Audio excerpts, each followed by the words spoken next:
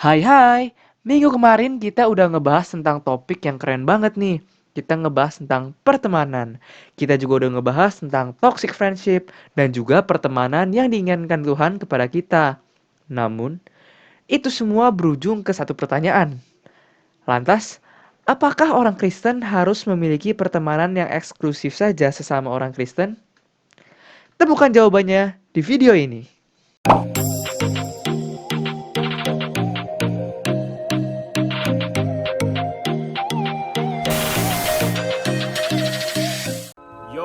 Teman-teman, aku mau ngingetin lagi nih. Buat kalian yang belum follow TikToknya Cijo, boleh banget kalian follow di @josephine_kalista ataupun klik link di deskripsi di bawah ya. Menarik banget loh teman-teman. Bahkan kita bisa belajar Alkitab melalui Squid Games. Wah, gimana ya? Nah, bagi kalian yang penasaran, langsung aja mampir ke TikToknya Cijo. Thank you. Tapi dari tadi kita ngebahas ini kan, kayak pertemanan yang antar orang percaya nih. Nah, kalau seperti itu, apakah mengakibatkan pertemanan orang Kristen harus jadi eksklusif? Atau enggak nih? Oke, Iya, oke, oke. iya, kayak eksklusif gitu nggak sih jadinya? Oke. Iya, jadi sebenarnya nggak ada yang bercanda ya. Canda guys. Dengar dulu ya. Jangan dipotong. Jangan di-cut loh. Oke, jadi di ini ya, Kisah Rasul 41 tadi balik lagi nih. Ini bisa ditampilin nih ayat 47 gitu ya. Kisah Rasul 2 ayat 47 itu dibilang nih, dan mereka disukai semua orang, dan tiap-tiap hari Tuhan menambah jumlah mereka dengan orang yang diselamatkan gitu. Nah, dari sini sih kita bisa nangkep ya, bahwa hubungan mereka dengan orang luar, unbelievers gitu istilahnya, itu juga baik gitu. Makanya mereka disukai dong, ya kan? Kalau mereka sombong, eksklusif, nggak mau bagi-bagi kertas binder gitu kan, pasti pasti mereka nggak disukai gitu sama orang-orang sekitarnya gitu. Nah, tapi justru di sini karena hubungan mereka baik sama orang-orang luar, mereka berteman juga dong berarti. Dari situ Tuhan menambah jumlah orang-orang yang percaya dan diselamatkan gitu.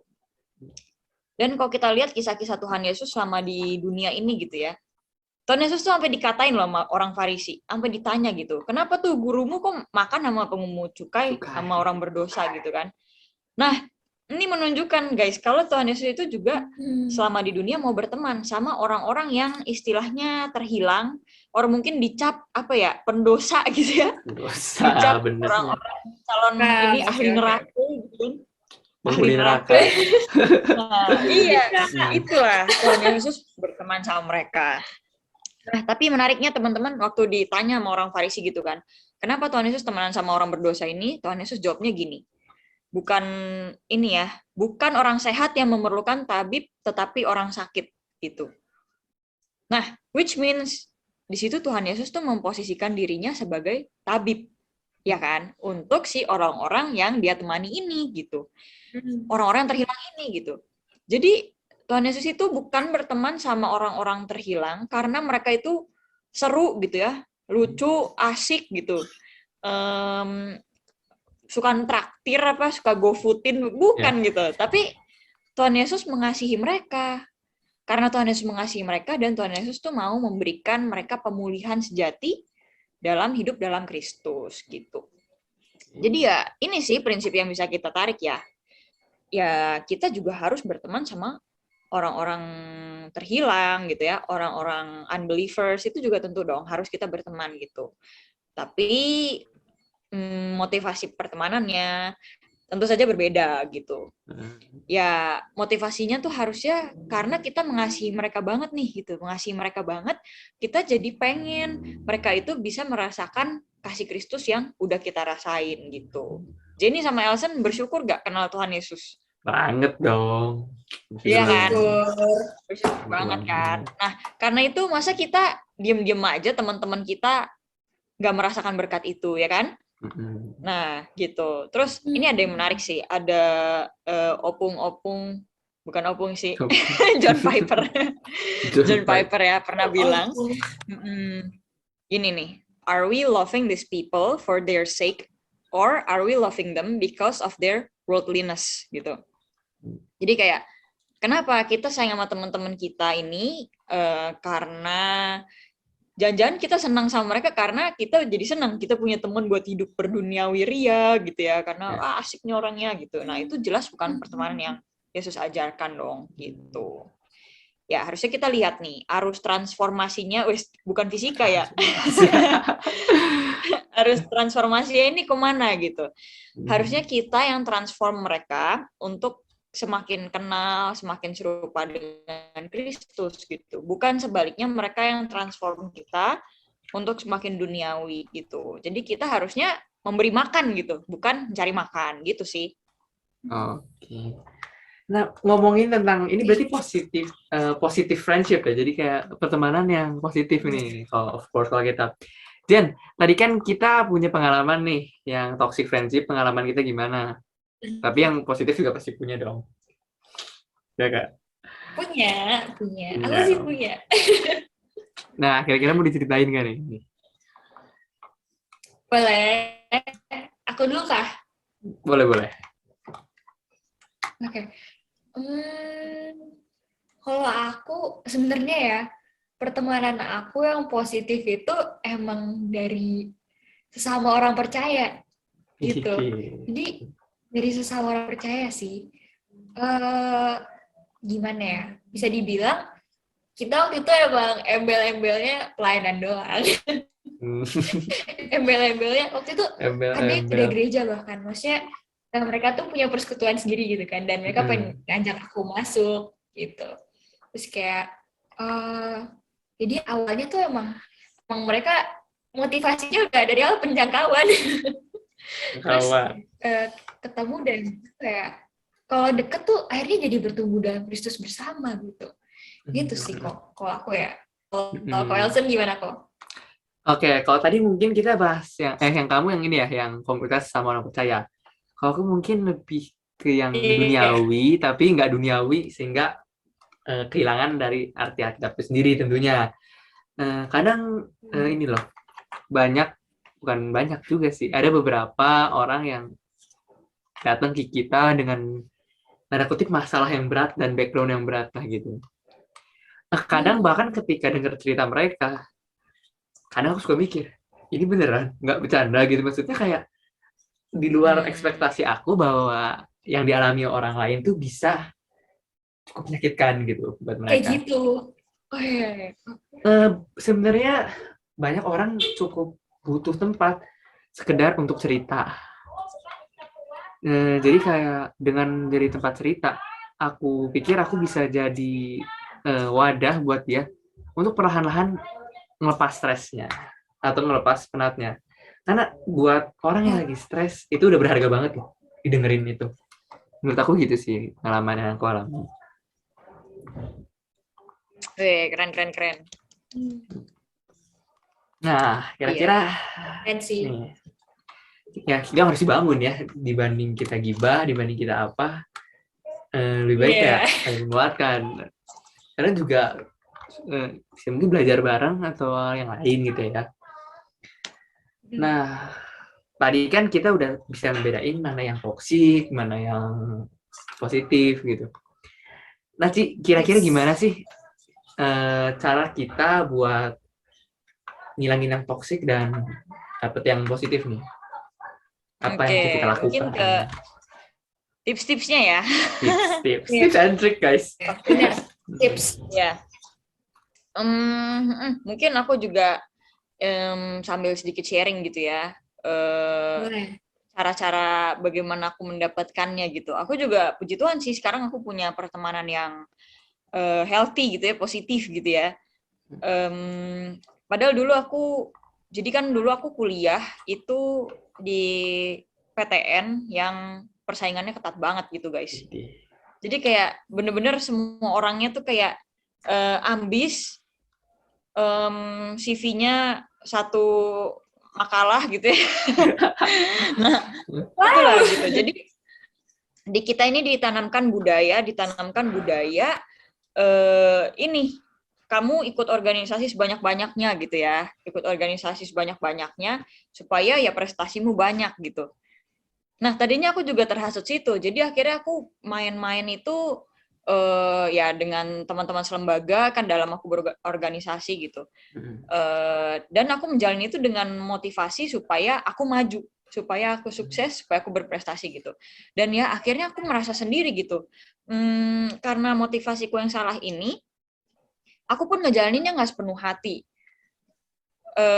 Ya aku pengen buahnya aja gitu kan, tapi nggak mau keras-kerasnya, ya mau aja sih, cuma kadang jadi ngeluh, jadi bete gitu. Dan teman-teman aku pun yang satu organisasi ini pun ketika menghadapi orang lain nggak sesuai ekspektasi, itu jadinya gibah gitu, gibah, jadinya ngomongin dan bahkan ngelabrak gitu ya.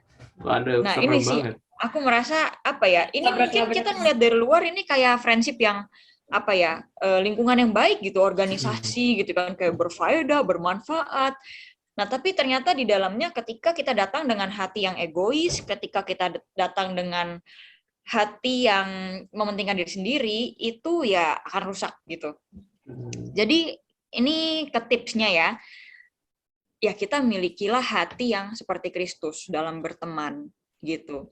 Hati yang seperti Kristus tuh gimana? Hati yang seperti Kristus ya hati yang mau inisiatif mengasihi, hati yang tadi rela berkorban, tulus gitu ya, mementingkan orang lain gitu.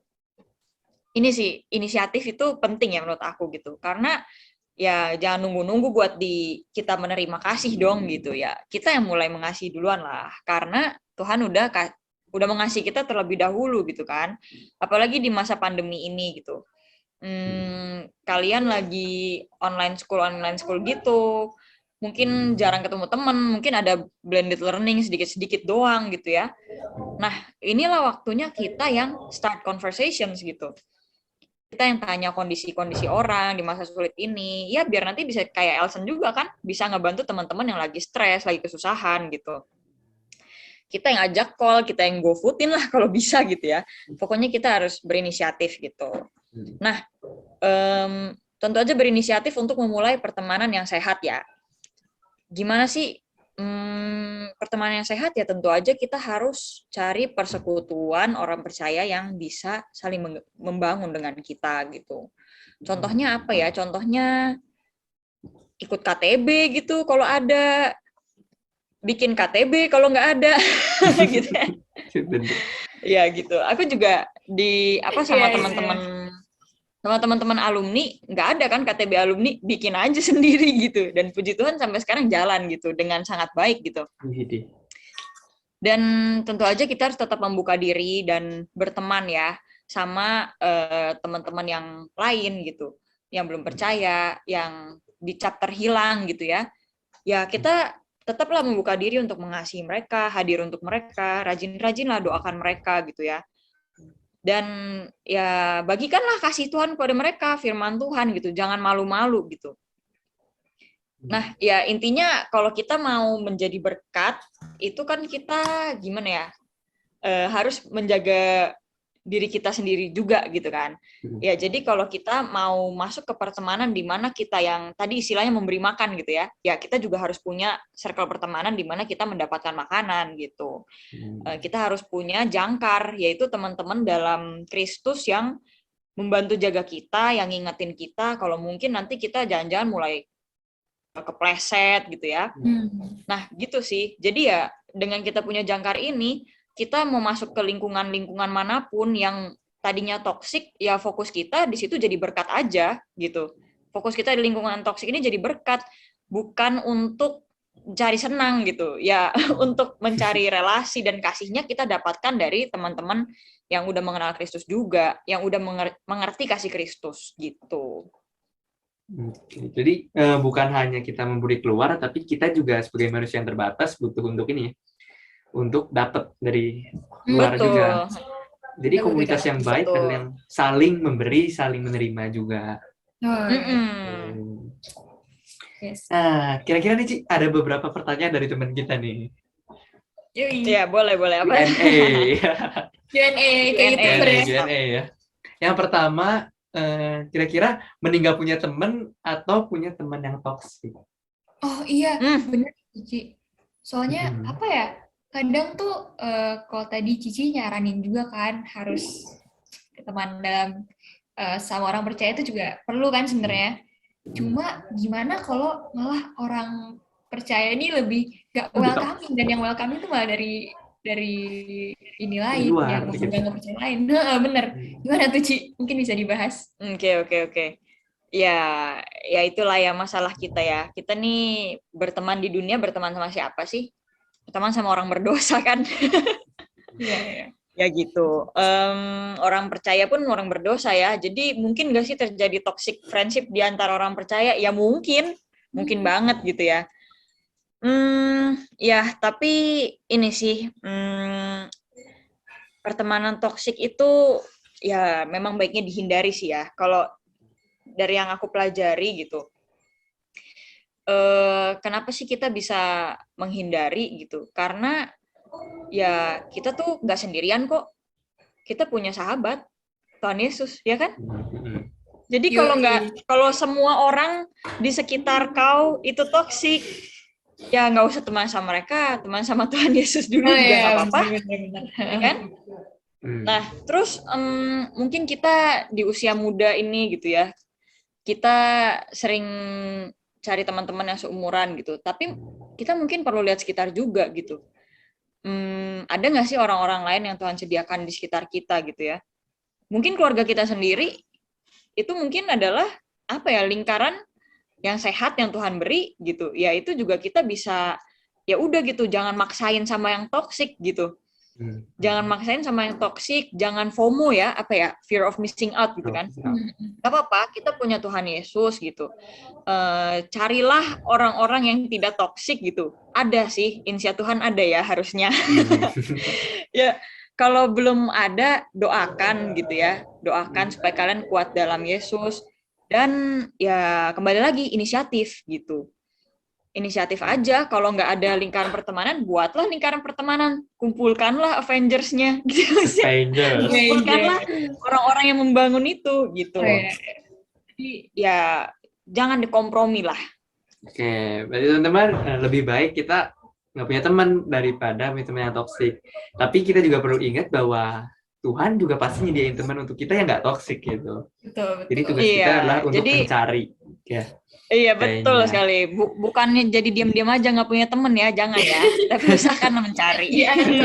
Oh ya, oke. Kita makhluk sosial juga kok guys, butuh teman. Betul. Iya. Nah, ini ada pertanyaan yang kedua nih. Tadi kan dikasih tahu tentang kita lebih baik menjauh gitu kan. Ini ada yang nanya nih, gimana cara menjauhnya dari yang toksik? Nyambung ya pertanyaannya. Nyambung, soalnya kayaknya emang problem yang relate ya sama kehidupan sehari-hari. Iya benar. Oke. Iya. Ini mungkin susah ya untuk orang-orang tipe yes man. Yes man. Susah gitu. Oke. Gini ya, tadi kan aku sempat bilang di lingkungan toksik kita jadi berkat gitu. Di lingkungan toksik kita jadi berkat. Cuma ya memang kadang ada sih yang toksiknya itu benar-benar udah mengganggu damai sejahtera kita gitu. Sampai kita benar-benar gak tahan, benar-benar gak bisa menjalani hari-hari dengan baik gitu ya. Itu ya mungkin seperti itu yang harus dijauhi ya gitu. Cuma ya kembali lagi kita ingat semua manusia berdosa. Kita sendiri juga berdosa gitu. Pernah nggak kita berbuat salah ke orang lain? Pernah nggak kita jadi toksik untuk orang lain? Pernah kan? Nah gitu. Jadi sebelum kita melepaskan diri dari pertemanan toksik, ya menurut aku yang perlu kita lakukan belajar mengampuni dulu ya. Belajar mengampuni, belajar kuat untuk menjadi berkat di situ gitu. Doainlah, terus ya cari circle yang lebih baik tadi kan untuk jadi jangkar kalian. Nah, tapi ya kalian nggak usah walk out kalau kalian tahan gitu ya. Ya karena ya gitu teman-teman, maksudnya Tuhan Yesus di dunia nyaman gak sih? Ya enggak lah, dunia ini toksik, tapi Tuhan Yesus tetap datang ke dunia, ya kan? Ya begitu juga dengan kita.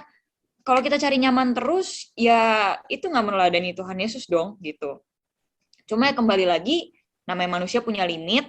Ya udah, kalau kalian sudah mendoakan dan yakin ini friendship benar-benar harus aku tinggal karena ini bukan, mungkin kalian udah nggak sanggup nih untuk merubah mungkin bagiannya orang lain atau biar Tuhan yang bekerja dulu gitu ya. ya udah, setelah didoakan baik-baik, ya cobalah kalian mulai-mulai aja untuk apa ya? Untuk ya lebih fokus sama friendship yang baiknya gitu. Nanti lama-lama juga mereka ini apa ya? Lama-lama mereka juga dia udah nggak pernah ikut kita lagi, ya udahlah gitu. Atau biasanya kalian tanpa kalian udah menjauh, harus kalian menjauh. Kalau kalian misalnya kalian jadi alim gitu ya, kalian jadi baik gitu. Kalau merekanya lagi ngomong nggak bener, jangan gitu jangan gitu kan. Kalau lagi mau curang, jangan gitu, jangan gitu. Ntar lama-lama mereka tahu yang nggak nyaman gitu. Maksudnya nggak usah kita bikin drama, nggak usah kita bikin masalah demi kita bisa lepas dari situ gitu. Biasanya itu secara natural akan lepas gitu. Dan ya kita harus ini sih, kadang kita harus emang berani tegas ya. Untuk misalnya kalau diajak yang nggak bener, ya bilang aja nggak mau gitu. Kalau diajak-ajak apa, ya kita harus berani menolak juga sih. Itu udah tahap ekstrimnya gitu ya. Ya cuma intinya begitu sih. Doakan dulu gitu ya. Apakah di pertemanan toksik ini kamu masih bisa berkarya istilahnya atau enggak? Kalau emang udah bukan bagian kamu, ya biar Tuhan juga sih, harus didoain juga ya, biar Tuhan yang kasih hikmat gimana cara kita menjauh gitu. Jangan sampai kita menjauhnya dengan kasar, dengan bermasalah, jadi mereka nge-brand gitu. Ternyata nih, dia nih sejak dia sih katanya orang gereja, tapi kok orangnya nyebelin gitu kan, tapi kok menghakimi kita gitu. Jangan sampai kayak gitu. Aku nggak bisa kasih jawaban sih ya, karena ini case by case gitu. Cuma prinsipnya seperti itu. Ya doakanlah dan usahakan untuk tegas tapi tetap diselesaikan dengan baik-baik. Oke, berarti bener banget ya teman-teman. Kadang ini aja, mungkin di left out teman atau nge-left out teman tuh sakit gitu ya. Iya. Tapi kadang sakitnya sementara, senangnya terus-terusan. Iya. Dan kadang lebih sehat buat kita juga. Nah, bisa jadi bahkan setelah kita bisa berdamai dengan diri sendiri, setelah mungkin kita sedih, left out atau apa, kadang kita malah bersyukur. Benar. Untung bisa lepas gitu. Iya, akhirnya akan sadar sih. Pada akhirnya pasti akan sadar. Dan ya mungkin bisa dikatakan juga setiap orang ada masanya, setiap masa ada orangnya gitu. Yeah. Jadi mungkin nggak bisa terus sama temen yang ini atau segala ini. Tapi sebuah prinsip yang harus tetap kita pegang adalah kita tetap cari di mana Tuhan mau kita berteman gitu. Betul. Karena pertemanan yang sehat itu juga termasuk kehendak Tuhan buat kita kan. Ya, nggak bisa selalu keinginan kita aja sih. Gitu. Nah, coba kita ada pertanyaan lain atau enggak? Kayaknya untuk saat ini nggak ada dulu. Nah, teman-teman yang mau nanya, ntar aku akan bikin di IG-nya Thunder Community. Kalian kalau mau nanya boleh, nanti akan aku bales. Ataupun pendeta akan yang balas, aku minta tolong ahlinya gitu untuk membalas pertanyaan-pertanyaan kalian tentang pertemanan ini. Nanti Elsen kalau mau oper ke aku lagi juga nggak apa-apa. Nah, teman-teman, makasih banget udah denger podcast hari ini. Semoga bisa menjadi berkat ya. Thank you juga Cijo, dan di sini ada aku Elsen. Terima kasih juga kepada saya. Self appreciation. Self love. Iya dong. Thank you buat semuanya. Nah, kalau dari kita, kan tadi kita bahas tentang pertemanan nih. Kalau dari GKI Cikarang, kita ada Discord buat teman-teman yang lagi nyari teman sesama orang percaya dari gereja. Karena kan kita juga butuh support system dong, ya kan? Nah, kayak kata yang tadi Cijo bilang, kita ini butuh support dari dalam juga. Teman-teman bisa mendapatkan support dari dalam itu ke Discord kita. Nanti linknya kita taruh ya. Okay. Kalau dari GKI Guntur gimana kok? Ada juga nggak? GKI Guntur, kita ini nih, ngomongin Discord kita sebenarnya punya, cuman mati suri ya teman-teman. Discord kita. Kasian. Udah berbulan-bulan mati suri, teman-teman. Nah, kalau yang aktif sebenarnya kita boleh nih teman-teman, kalau kalian ada yang mau cerita atau apa, kalian boleh DM admin di Thunder Community. Nah, kita baik-baik kok teman-teman, kita nggak suka gibah. Kita di komunitas, kita peduli satu sama lain, kita ngebangun sama satu sama lain. Kalau yang aktifnya juga teman-teman, kita juga punya persekutuan di GKI Guntur tiap 2 minggu sekali. Kalian boleh ikut, DM aja atau PC bukan panitia sih itu, pengurus remaja yang kalian kenal. Ataupun langsung DM ke Thunder Community, boleh banget, supaya kalian bisa langsung ikut dan masuk ke dalam kelompoknya. Maaf banget teman-teman kalau videonya kepotong. Ada sedikit kesalahan teknis sehingga videonya tidak dapat dilanjutkan. Nah teman-teman, video selanjutnya sebenarnya berisi tentang informasi. Untuk itu, informasi akan dicantumkan di Instagram @thundercommunity. Pantengin terus ya. Dadah!